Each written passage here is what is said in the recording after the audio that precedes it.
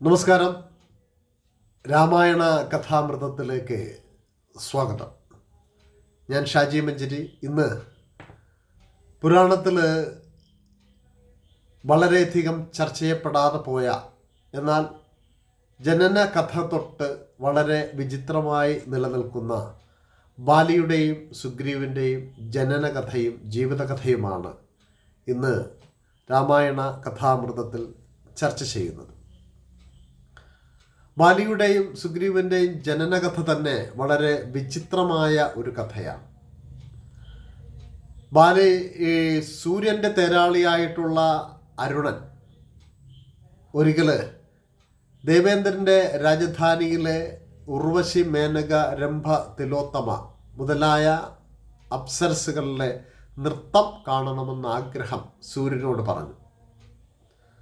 അപ്പോൾ സൂര്യനോട് പറഞ്ഞ് അനുവാദം വാങ്ങിയാണ് നൃത്തം കാണാൻ അരുണൻ പോയെന്നാണ് ഒരു കഥയിൽ പറയുന്നത്. അത് തെലുങ്കിലുള്ള രാമായണത്തിലാണ് അങ്ങനെ ഒരു കഥ. എന്നാൽ മറ്റൊരു കഥ ഈ സത്യവാനും സാവിത്രിയുമായിട്ട് ബന്ധപ്പെട്ട്, ശാപവുമായി ബന്ധപ്പെട്ട് സൂര്യനെ ഭൂമിയിലേക്ക് വിളിച്ചു കൊണ്ടുവരുവാൻ അരുണൻ ചെന്നപ്പോൾ സൂര്യൻ ശാപത്താൽ ഉറങ്ങിപ്പോകുകയും അപ്പുറത്ത് തൊട്ടടുത്ത ദേവേന്ദ്രൻ്റെ രാജധാനിയിൽ മനോഹരമായ പാട്ടും നൃത്തവും ഒക്കെ കേൾക്കുകയും ചെയ്യുമ്പോൾ സൂര്യനോട് പറയാതെ നൃത്തം കാണാൻ പോയി എന്നുമാണ് പറയുന്നത്. ഏതായാലും ദേവേന്ദ്രൻ്റെ രാജധാനിയിൽ ആൺദൈവങ്ങൾക്ക് പ്രവേശനമില്ല, ദേവേന്ദ്രൻ ഒഴിച്ച്. അപ്പോൾ ദേവേന്ദ്രൻ അവിടെ തൻ്റെ ദ്വാരപാലകന്മാരോട് പറഞ്ഞിട്ടുണ്ട് ആൺദൈവങ്ങൾക്ക് പ്രവേശനം കൊടുക്കരുതെന്ന്. അങ്ങനെ അരുണൻ ആ നൃത്തക്കളത്തിൽ നൃത്തം കാണുവാനായിട്ട് ആ അന്തഃപുരത്തിലേക്ക് ചെല്ലുകയാണ്. അപ്പോഴാണ് ആൺദൈവമായതുകൊണ്ട് പ്രവേശനമില്ലാത്തത് കൊണ്ട് പെണ്ണിൻ്റെ വേഷം കെട്ടി ഒരു അപ്സരസ് രൂപത്തിൽ അവിടെ ചെല്ലുകയാണ്. അപ്പോൾ ദേവേന്ദ്രൻ നോക്കുമ്പോഴത്തേക്ക് സുന്ദരിയായ ഒരു അപ്സരസ് ഇരിക്കുന്നു. ദേവേന്ദ്രൻ അവളുടെ അടുത്തോട്ട് ചെന്ന് പറഞ്ഞു, ആരാണ് നീ? പുതുതായിട്ട് വന്ന അപ്സരസാണ് ഞാനെന്നാണ് ആദ്യം അരുണൻ പറയുന്നത്. അപ്പോൾ ദേവേന്ദ്രൻ ചോദിച്ചു, ദേവലോകത്ത് ഞാൻ അറിയാത്ത അപ്സരസോ? അപ്പോൾ അരുണൻ പറഞ്ഞു, ഞാൻ സൂര്യൻ്റെ തേരാളിയായ അരുണനാണ്. ഞാൻ ഈ നൃത്തം കാണുവാനായിട്ട് പെൺവേഷം കെട്ടി വന്നതാണ്. അപ്പോൾ ദേവേന്ദ്രൻ പറഞ്ഞു, ഏതായാലും നീ പെൺവേഷം കെട്ടി വന്നു, നിന്നെ ഞാൻ വളരെയധികം ഇഷ്ടപ്പെട്ടു, അതുകൊണ്ട് നീ എൻ്റെ ഭാര്യയാവണം എന്ന് പറഞ്ഞു. അപ്പോൾ സൂര്യൻ്റെ തേരാളിയായിട്ടുള്ള അരുണൻ അതിനെ എതിർത്തു. പക്ഷേ ദേവേന്ദ്രൻ ബലാത്കാരമായിട്ട് അവളെ പ്രാപിച്ചു എന്നാണ് പുരാണത്തിൽ പറയുന്നത്. അങ്ങനെ അതിൽ നിന്ന് അപ്പോൾ തന്നെ അവൾ ഗർഭം ധരിക്കുകയും അപ്പോൾ തന്നെ പ്രസവിക്കുകയും ചെയ്തു ഒരു കുട്ടി. അപ്പോൾ അരുണൻ ചോദിച്ചു, സൂര്യൻ ഉണരുന്നതിന് മുമ്പ് എനിക്കവിടെ ചെല്ലണം, ഞാൻ ഈ കുട്ടിയെ എന്ത് ചെയ്യും? അപ്പോൾ ദേവേന്ദ്രൻ പറഞ്ഞു, നീ ഒരു കാര്യം ചെയ്യൂ, ഗൗതമ മഹർഷിയുടെ ഭാര്യയായിട്ടുള്ള അഹല്യയുടെ കയ്യിൽ ഈ കുട്ടിയെ ഏൽപ്പിക്കുക, പ്രഭാതമാകുന്നതിന് മുമ്പ് തന്നെ. അങ്ങനെ ഈ അരുണൻ ഈ കുട്ടിയെയും കൊണ്ട് നേരെ ദേവേന്ദ്രൻ്റെ കുട്ടിയെയും കൊണ്ട് നേരെ അഹല്യയെ ഏൽപ്പിക്കുന്നു. എന്നിട്ട് വേഗത്തിൽ തിരിച്ച് സൂര്യൻ്റെ അരികിലേക്ക് വരികയാണ്. അങ്ങനെ സൂര്യൻ്റെ അരികിലേക്ക് വരുമ്പോഴത്തേക്ക് സൂര്യൻ കത്തിജ്വലിച്ച് കോപത്തോടു കൂടി നിൽക്കുകയാണ്, ഇത്ര നേരം വൈകിയത് കൊണ്ട്. അപ്പോൾ അരുണൻ സംഭവിച്ച കാര്യങ്ങളൊക്കെ പറഞ്ഞു. ഇങ്ങനെ ഞാൻ ഗർഭിണിയായി പെട്ടെന്ന് തന്നെ പ്രസവിച്ചു, ആ പുത്രനെ കൊണ്ടുപോയി അഹല്യനെ ഏൽപ്പിച്ചിട്ട് വരികയാണ്. അപ്പോൾ അരുണനോട് സൂര്യൻ പറഞ്ഞു, അങ്ങനെയാണെങ്കിൽ എന്നെ അത്രയും പ്രലോഭിപ്പിച്ചെങ്കിൽ ആ വേഷം എങ്ങനെയായിരിക്കും? എനിക്കും ആ വേഷം ഒന്ന് കാണണം. അപ്പോഴത്തേക്ക് സൂര്യനോട് അരുണൻ പറഞ്ഞു, അത് വേണ്ട, അപകടമാണ്. കാരണം എൻ്റെ വേഷം കണ്ടാൽ അങ്ങും ഭ്രമിക്കും. ഇപ്പോൾ അതിനുള്ള സമയമല്ല, നമുക്ക് ഭൂമിയിലേക്ക് യാത്ര ചെയ്യാമെന്ന് പറഞ്ഞു. അപ്പോൾ സൂര്യൻ പറഞ്ഞു, എനിക്ക് വലിയ മനക്കട്ടിയുള്ള ആളാണ്, അങ്ങനെയൊന്നും സംഭവിക്കില്ല, നീ അതുകൊണ്ട് പെൺവേഷം കെട്ടണം എന്ന് പറഞ്ഞു. അങ്ങനെ സൂര്യൻ്റെ നിർബന്ധത്താൽ രണ്ടാമത് പെൺവേഷം കെട്ടി. ആ പെൺവേഷത്തിൽ നിന്ന് അരുണൻ്റെ ഈ പെൺവേഷം കണ്ട് സൂര്യനും അവളെ ഭ്രമിച്ചു, അവളെ ബലാത്കാരമായി പ്രാപിച്ചു. അതിൽ നിന്ന് അപ്പോൾ തന്നെ, പുരാണമാണ്, ഇങ്ങനെയൊക്കെ ചില കഥകളുണ്ട്, അപ്പോൾ തന്നെ ഒരു പുത്രനുണ്ടായി. അതാണ് രണ്ടാമത്തെ പുത്രൻ. ഇവർക്കപ്പോൾ പേരില്ല. സൂര്യനും പറഞ്ഞു, നീ ഏതായാലും ആദ്യമുണ്ടായ കുട്ടിയെ അഹല്യനെ ഏൽപ്പിച്ചല്ലോ, അതുകൊണ്ട് ഈ കുട്ടിയെയും കൊണ്ടുപോയി അഹല്യയെ ഏൽപ്പിക്കുക. അപ്പോൾ ആ സമയത്ത് ഇവർ രണ്ടുപേരും ദേവന്മാരുടെ മക്കളാണ്, ദേവരൂപമാണ്, വാനരന്മാരായിട്ടില്ല. അങ്ങനെ ഈ രണ്ട് കുട്ടികളെയും അഹല്യ സ്വീകരിച്ചിങ്ങനെ വളർത്തുകയാണ്. ഒരു ദിവസം ഗൗതമ മഹർഷി നോക്കുമ്പോൾ അഹല്യ പുഴയിൽ ഈ രണ്ട് കുട്ടികളെയും കുളിപ്പിച്ചിട്ട് രണ്ടുപേരെയും രണ്ട് എളിയിലെടുത്തുകൊണ്ട് കഷ്ടപ്പെട്ട് വരുന്നു. ഇത് കണ്ടപ്പോൾ ഗൗതമ മഹർഷിക്ക് അങ്ങ് ദേഷ്യം വന്നു. സ്വന്തമല്ലാത്ത കുട്ടികളെ എടുത്ത് കഷ്ടപ്പെടുന്ന ഭാര്യ, വാനര ജന്മമാണോ ഈ ഭാര്യ എന്ന് മനസ്സിലാലോചിച്ചുകൊണ്ട് ഇങ്ങനെ കഷ്ടപ്പെടുത്തിയ ഈ രണ്ട് കുട്ടികളും വാനരന്മാരായി പോകട്ടെ എന്ന് ശപിക്കുകയാണ്. അങ്ങനെ ഗൗതമ മഹർഷിയുടെ ശാപത്താലാണ് യഥാർത്ഥത്തിൽ ദേവന്മാരായിരുന്ന ബാലിയും സുഗ്രീവനും വാനരന്മാരായി തീരുന്നത്.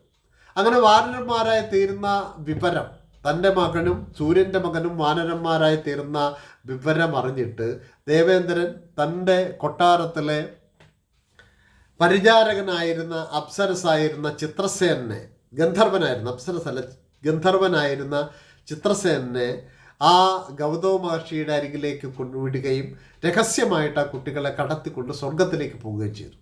അങ്ങനെ സ്വർഗത്തിലെത്തിയ ഈ വാനരന്മാർക്ക് ബാലി എന്നും സുഗ്രീവനെന്നും പേര് കൊടുത്തത് ദേവേന്ദ്രനാണ്. അങ്ങനെ ബാലി സുഗ്രീവനും സ്വർഗത്തിൽ വാനരന്മാരായിട്ട് വളരുന്ന സമയത്താണ് ഋഷരജസ് എന്ന വാനരന്മാരുടെ രാജാവ്, കിഷ്കിന്ധയിലെ രാജാവായിട്ടുള്ള ഋഷരജസും അതുപോലെ ജാമ്പവാനും കൂടി സ്വർഗത്ത് സന്ദർശനത്തിന് ചെല്ലുന്നത്. അവിടെ വെച്ച് ദേവേന്ദ്രൻ ഈ വാനരന്മാരായ രണ്ടുപേരെയും നിങ്ങൾക്ക് കൊണ്ടുപോകാമോ എന്ന് ചോദിക്കുകയും അങ്ങനെ ഋഷരജസ് അവരെ സ്വീകരിച്ചുകൊണ്ട് കൊട്ടാരത്തിലേക്ക് പോവുകയും ചെയ്തു, ദത്തുപുത്രന്മാരായിട്ട്. അങ്ങനെ കിഷ്കിന്ധയിൽ വളരുകയും കുറച്ച് നാളുകൾക്ക് ശേഷം ഈ ഋഷരജസ് മരിക്കുകയും തുടർന്ന് മൂത്ത പുത്രൻ എന്നുള്ള നിലയിൽ ബാലി രാജാവായിട്ട് കിഷ്കിന്ധയിലെ രാജാവായിട്ട് വരികയുമാണ്. അനുജനായിട്ടുള്ള സുഗ്രീവന് വലിയ കടമകളൊന്നുമില്ലാതെ ഒരു സഹായിയെ പോലെ നിൽക്കുകയാണ്. ഈ ബാലിക്ക് ദേവേന്ദ്രൻ സ്വന്തം പുത്രനായതുകൊണ്ട് ബാലിക്ക് ഒരു വരം കൊടുത്തു. വരം ഇതാണ്: നീ ആരുമായിട്ടാണോ ഏറ്റുമുട്ടുന്നത് അവൻ്റെ പകുതി ശക്തി കൂടെ ബാലിക്ക് ലഭിക്കട്ടെ എന്ന് പറഞ്ഞു. അപ്പോൾ ഇത് കൂടെ കേട്ടപ്പോഴത്തേക്ക്, ഇങ്ങനെ ഒരു വരം കൂടെ കിട്ടിയപ്പോൾ സ്വാഭാവികമായിട്ടും ബാലിക്ക് ചെറുതല്ലാത്ത അഹങ്കാരങ്ങളുണ്ട്. ഈ അഹങ്കാരം പല രൂപത്തിൽ അയാൾ പ്രകടിപ്പിക്കുന്നുണ്ട്. ഒരിക്കൽ രാവണൻ ബാലിയുമായിട്ട് ഏറ്റുമുട്ടുവാനായിട്ട് വന്ന് ദ്വന്ദ്വയുദ്ധത്തിന് വിളിച്ച്, ആ സമയത്ത് അങ്കദൻ ബാലിയുടെ പുത്രൻ പറഞ്ഞു, അച്ഛനിവിടെ ഇല്ല, സമുദ്രത്തിൽ ശിവനെ പ്രാർത്ഥിക്കുകയാണ് സമുദ്രക്കരയിൽ. അവിടെ ചെന്നിട്ട് പ്രാർത്ഥിച്ചു കൊണ്ടിരിക്കുന്ന ബാലിയുടെ വാലിൽ പിടിച്ച് രാവണൻ വലിക്കുകയും രാവണനെ വാലിയിൽ ചുറ്റി 4 സമുദ്രങ്ങൾ ചാടിക്കടന്ന് പിറ്റേ ദിവസം ക്ഷമാപണം പറയിച്ച് വിടുന്ന ഒരു കഥയുണ്ട്. അതുപോലെ തന്നെ മയൻ്റെ പുത്രനായിട്ടുള്ള, അസുരശില്പിയായ മയൻ്റെ പുത്രനായിട്ടുള്ള മായൻ ഒരിക്കൽ ബാലിയെ വന്ന് പോരിന് വിളിക്കുന്നു. അങ്ങനെ ബാലിയെ പോരിന് വിളിക്കുന്ന ആ അവസരത്തിൽ ബാലി പോരിനായിട്ട് തയ്യാറെടുത്ത് ചെല്ലുകയും ഈ അസുരൻ അവിടെ നിന്ന് ഓടി ഒരു വനത്തിൽ ഗുഹയിൽ പോയി ഒളിക്കുന്നു. ബാലിയെ സഹായിക്കുവാൻ സുഗ്രീവനും പോകുന്നുണ്ട്. ആ ഗുഹയിലേക്ക് കയറി കഴിഞ്ഞപ്പോഴത്തേക്ക് ബാലി സുഗ്രീവനോട് പറഞ്ഞു, ഞാൻ ഇവനെ കൊന്നിട്ടേ വരൂ. ഈ കൊല്ലുന്ന അവസരത്തിൽ പുറത്തേക്ക് വരുന്നത് വെളുത്ത രക്തമാണെങ്കിൽ ഈ മായാവിയായ അവൻ മരിച്ചെന്നും, ചുവന്ന രക്തമാണെങ്കിൽ ഞാൻ മരിച്ചെന്നും കരുതണം. ഇനി ചുവന്ന രക്തമാണ് പുറത്തേക്ക് വരുന്നതെങ്കിൽ ആ രക്തം എൻ്റേതായിരിക്കും. അങ്ങനെയാണെങ്കിൽ അവനെ രക്ഷപ്പെടാതെ ഗുഹയിൽ വെച്ച് തന്നെ കൊല്ലണം എന്ന് പറഞ്ഞ് ആ ഗുഹയുടെ വാതിലടച്ച് കളയണമെന്ന് പറഞ്ഞിട്ട് പോകുന്നു.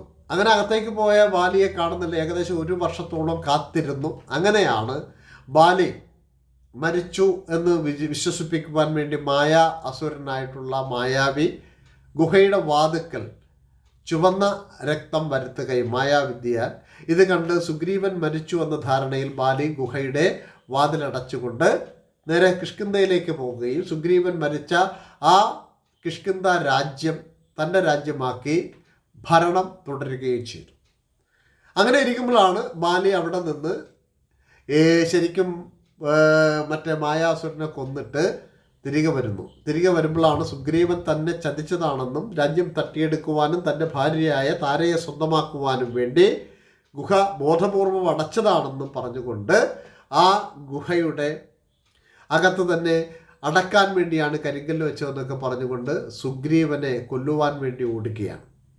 അപ്പോൾ സുഗ്രീവനെ ഓടിക്കുന്ന സന്ദർഭത്തിൽ ഈ സുഗ്രീവൻ്റെ ഒരു പ്രത്യേകത, ബാലിയോട് ഭയമുള്ള ഒരാളാണ്, സൂര്യപുത്രനാണെങ്കിലും. അപ്പം ഇതിനിടയിൽ ഒരു സംഭവം ഉണ്ടാവുന്നു. ഈ മയൻ്റെ അനുജനായിട്ടുള്ള ദുന്ദുബി, അയാളുടെ പ്രത്യേകത 100 ആനകൾക്ക് സമാനമായ ശക്തിയുള്ള ഒരു രാക്ഷസനാണ്, ഒരു അസുരനാണ്. അപ്പോൾ അയാൾ ഒരിക്കൽ ബാലിയെ വന്നിട്ട് പോരിന് വിളിക്കുന്നുണ്ട്.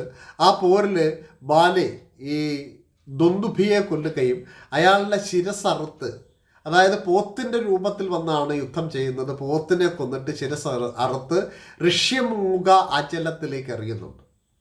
അപ്പോൾ തൻ്റെ ആശ്രമം കളങ്കപ്പെടുത്തിയത് ആരാണോ അയാൾ ഈ ആശ്രമ പരിസരമായ ഋഷിമൂക അചലത്തിൽ വന്നാൽ അവൻ്റെ തല പൊട്ടിത്തെറിച്ച് പോകട്ടെ എന്ന് ശാപം കിട്ടുന്നുണ്ട്. ആ ഋഷിമൂക അചലമാണ് പിന്നീട് ബാലികേറ മലയായിട്ട് മാറിയത്. ആ ബാലികേറ മലയിൽ പോയി ബാലിയുടെ പേടിയിൽ നിന്ന് ബാലിയെ ഭയന്ന് സുഗ്രീവൻ പോയി അവിടെ അധിവസിക്കുകയും ചെയ്യുന്നു. പിന്നീട് ഉള്ള കഥ നിങ്ങൾക്കറിയാവുന്നതാണ്. ഈ ബാലിയുടെയും സുഗ്രീവൻ്റെയും ദ്വന്ദ്വയുദ്ധവും ബാലിയെ രാമൻ കൊല്ലുന്നതുമായി ബന്ധപ്പെട്ട കഥകളൊക്കെ തുടർന്ന് വരുന്നതാണ്. അപ്പോൾ ബാലിയുടെയും സുഗ്രീവൻ്റെയും കഥ സൂചിപ്പിക്കുന്നത് ബാലി വലിയ ഈഗോയുടെ കഥാപാത്രമാണ്. തനിക്ക് ഒരു കരുത്ത് ഉണ്ട് എന്നറിയുമ്പോൾ അതിലൂടെ അധപ്പതനത്തിലേക്ക് പോകുന്ന ഒരു കഥാപാത്രമായിട്ടാണ് ബാലിയെ പുരാണത്തിൽ നമുക്ക് വായിച്ചെടുക്കുവാൻ കഴിയുന്നത്. വ്യത്യസ്തമായ അഭിപ്രായങ്ങളുണ്ടാവും. സുഗ്രീവനാവട്ടെ തനിക്ക് എന്ത് നേട്ടമുണ്ടാവും, അതിനുവേണ്ടി വേണമെങ്കിൽ അല്പചതിയൊക്കെ ആവാം എന്ന് കരുതുന്ന ഒരു കഥാപാത്രമാണ്. ഇങ്ങനെയുള്ള ഈ 2 കഥാപാത്രങ്ങളും യഥാർത്ഥത്തിൽ പുരാണത്തിലെ വലിയ റോളാണ് വഹിക്കുന്നത്. ബാലിയും സുഗ്രീവനും ജ്യേഷ്ഠ അനുജന്മാരായിട്ടുള്ള ആളുകളാണ്. അതിൽ ദേവേന്ദ്രൻ്റെ പുത്രനായ ബാലിയെ സൂര്യൻ്റെ പുത്രൻ്റെ ചതിപ്രയോഗത്താൽ, അല്ലെങ്കിൽ സൂര്യൻ്റെ പുത്രനായ സുഗ്രീവൻ ആജ്ഞ കൊടുക്കുന്നതനുസരിച്ച് മറഞ്ഞു നിന്ന് രാമൻ കൊല്ലുന്ന രാമായണത്തിലെ കഥയ്ക്ക് നേരെ എതിരാണ് മഹാഭാരതത്തിൽ സൂര്യൻ്റെ പുത്രനായ കർണനെ ദേവേന്ദ്രൻ്റെ പുത്രനായ അർജുനൻ വധിക്കുന്നത് എന്ന ഒരു കാര്യം കൂടി ഓർക്കേണ്ടതുണ്ട്. അതായത് മഹാഭാരതത്തിൽ ദേവേന്ദ്രൻ്റെ പുത്രനായിട്ടുള്ള ബാലി, സൂര്യൻ്റെ പുത്രനായ സുഗ്രീവൻ. മഹാഭാരതത്തിൽ നേരെ തിരിച്ചു വരുന്നു. രാമായണത്തിൽ ദേവേന്ദ്രൻ്റെ പുത്രനായ ബാലി, അതുപോലെ തന്നെ സൂര്യൻ്റെ പുത്രനായ സുഗ്രീവനാൽ ദേവേന്ദ്രപുത്രനായ ബാലി വധിക്കപ്പെടുമ്പോൾ, മഹാഭാരതത്തിൽ ദേവേന്ദ്രൻ്റെ പുത്രനായിട്ടുള്ള അർജുനനാൽ സൂര്യൻ്റെ പുത്രനായിട്ടുള്ള കർണൻ വധിക്കപ്പെടുന്നു എന്ന ഒരു കഥ ഇതിനോട് കൂട്ടി ചേർത്ത് വായിക്കേണ്ടതുണ്ട്. ഏതായാലും പുരാണത്തിലെ രാമായണവുമായിട്ട് ബന്ധപ്പെട്ട് മഹാഭാരതവുമായി ബന്ധപ്പെട്ട് വലിയ വലിയ തർക്കങ്ങളും വ്യാഖ്യാനങ്ങളും ഒക്കെ ഇടയാക്കിയിട്ടുള്ള ഒരു വധം കൂടെയാണ് ബാലിവധം. സുഗ്രീവനും ബാലിയും ഇങ്ങനെ ഒക്കെ ആയിത്തീർന്നതിൻ്റെ പിന്നിൽ ഇത്തരം ജനന കഥകൾ കൂടിയുണ്ട് എന്ന് നാം അറിയേണ്ടതുണ്ട്. കൂടുതൽ നിർദ്ദേശങ്ങളും അഭിപ്രായങ്ങളും വിമർശനങ്ങളും ക്ഷണിക്കുന്നു. എൻ്റെ വായനയുടെ പരിമിതിയിൽ നിന്നും വായനയുടെ അറിവിൻ്റെ വെളിച്ചത്തിൽ നിന്നുമാണ് ഈ രാമായണ കഥാമൃതം 3-ാം ദിവസം തുടരുന്നത്. കേൾക്കുക, അഭിപ്രായങ്ങൾ പറയുക. നന്ദി, നമസ്കാരം.